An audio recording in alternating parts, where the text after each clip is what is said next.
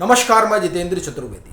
नरोत्तम मिश्रा का ticket cut गया, बांकीपुर में उम्मीदवार बदल दिया गया और भूपेंद्र यादव के चारों सहयोगियों को बाहर का रास्ता दिखा दिया गया। वैसे तो ये तीनों घटनाएं अलग अलग हैं, इनका एक दूसरे से कोई सरोकार नहीं। बस इसमें कॉमन यही है कि ये जो तीनों चीजें घट रही हैं वो विद इन बीजेपी घट रही हैं, लेकिन इसका जो संकेत है और संदेश है वो बड़ा है।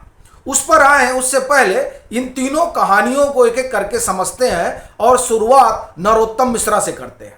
पूरी तैयारी कर ली थी नरोत्तम मिश्रा ने, कद्दावर नेता है भाई, गृह मंत्री रह चुके हैं मध्य प्रदेश सरकार में। उनको लगा कि साहब दतिया से तो मेरी अनदेखी होगी ही नहीं, कुछ भी हो जाए। जो बीजेपी की लीडरशिप है वो इस उपचुनाव में अगर किसी एक के नाम पर मोहर लगाएगी तो वो नरोत्तम मिश्रा है, क्योंकि नरोत्तम मिश्रा ही हैं जो दतिया को जीत सकते हैं। लेकिन उनका ये सारा गुमान धरा का धरा रह गया जब टिकट किसी और को पकड़ा दिया गया। ये जो घटना है ये बड़ी है। दूसरी आप कहें कि जो इसी तरह से जुड़ी हुई इसलिए कह रहा हूं क्योंकि नरोत्तम मिश्रा बीजेपी के कद्दावर नेता हैं, इनका टिकट कटा। दूसरी तरफ बांकीपुर देखिए आप, जिनको बीजेपी के राष्ट्रीय अध्यक्ष नितिन नवीन ने उम्मीदवार बनाया, अभिषेक बंटी, उनको साहब अपना नाम वापस ले लेना पड़ा। क्यों ले लेना पड़ा?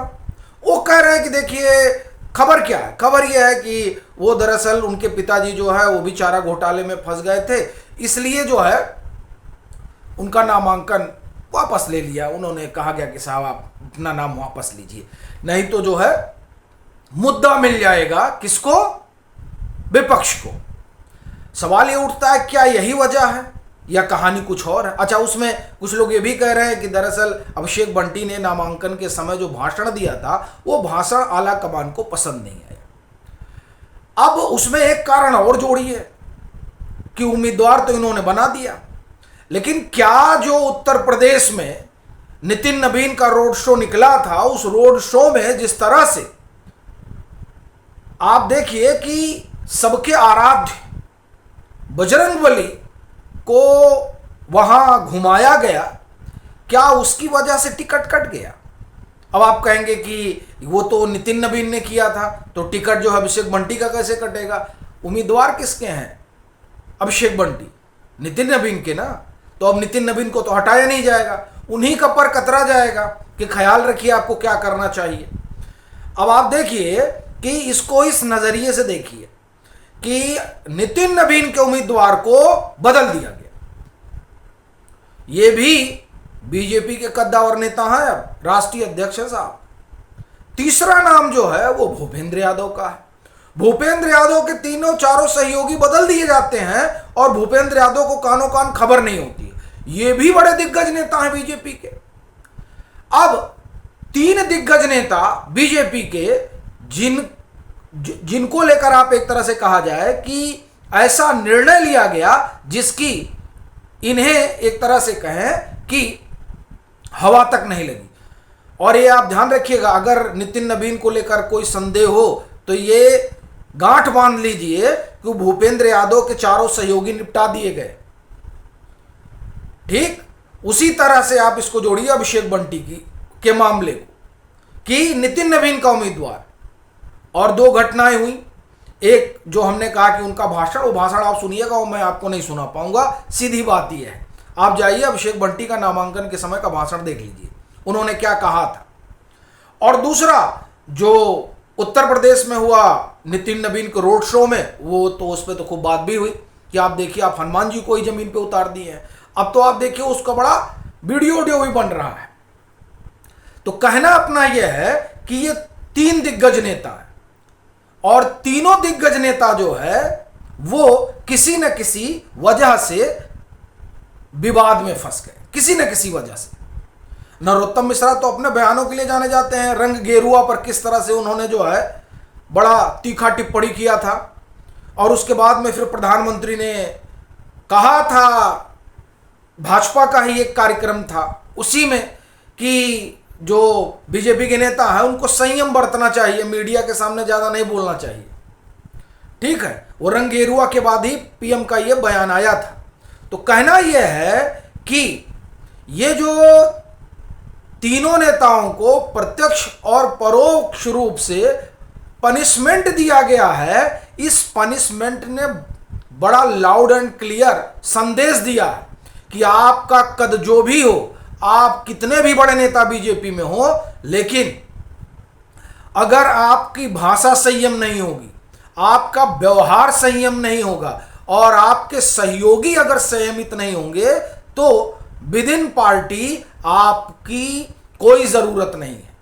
और ये मानकर चलिए कि ये जो घटनाक्रम हुआ है, यानी इन तीनों लोगों के साथ, और ये महज सप्ताह भर के भीतर की घटना है। आप देखिए 6 तारीख को खबर आती है भूपेंद्र यादव वाली, 7 तारीख 8 तारीख को आप ये कहें बीती, 7-8 बीती, 9 को खबर आ जाती है किसकी, बांकीपुर की, और 9 ही 10 को खबर आ जाती है नरोत्तम मिश्रा वाली। यानी 4 से 5 दिनों के अंदर 3 बड़े नेताओं को लेकर जिस तरह की घटना हुई है, ये घटना इस बात को साफ बता रही है कि बीजेपी में कोई अछूता नहीं है, किसी को भी बाहर किया जा सकता है। और वैसे भी आप देखिए कौन है जिसके ऊपर संकट के बादल नहीं बढ़ा रहे हैं।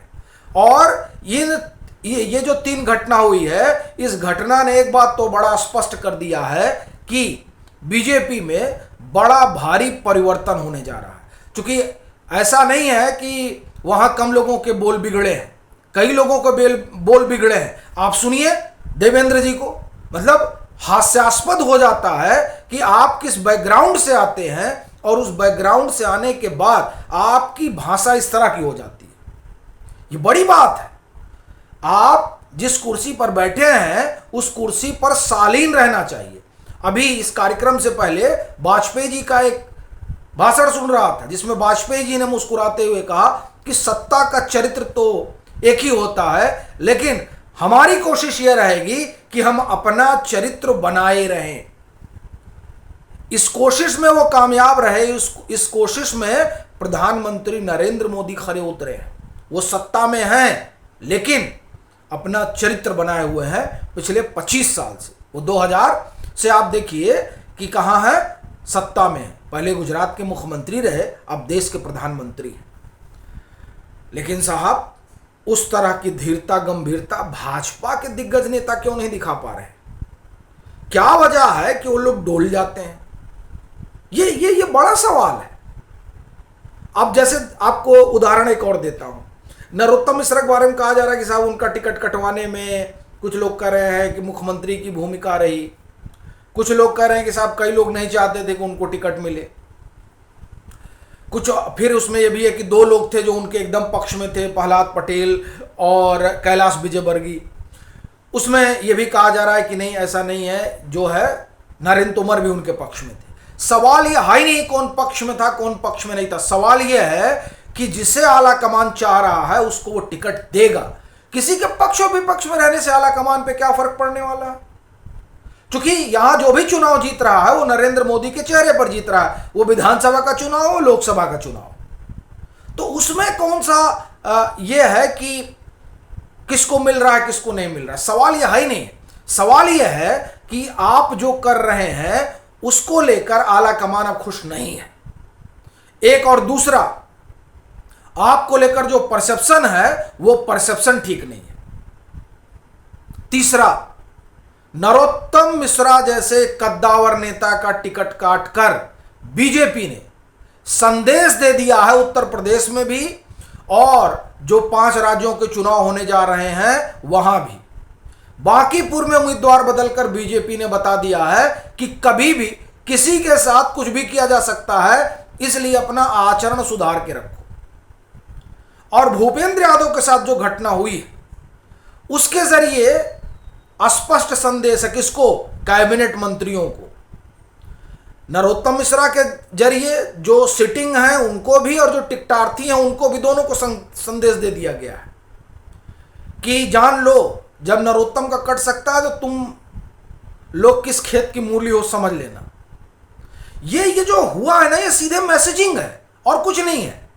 भूपेंद्र यादव के जरिए सब लोग अपना अपना पीएस देख लो, नहीं तो पीएस भी जाएगा और तुम भी जाओगे, ये मैसेज है। और बांकीपुर वाला, भाई दोनों लोग संयम में रहो, उम्मीदवार चुनने वाला भी और उम्मीदवार बनने वाला भी संयम अगर खोगे तो मामला गड़बड़ है।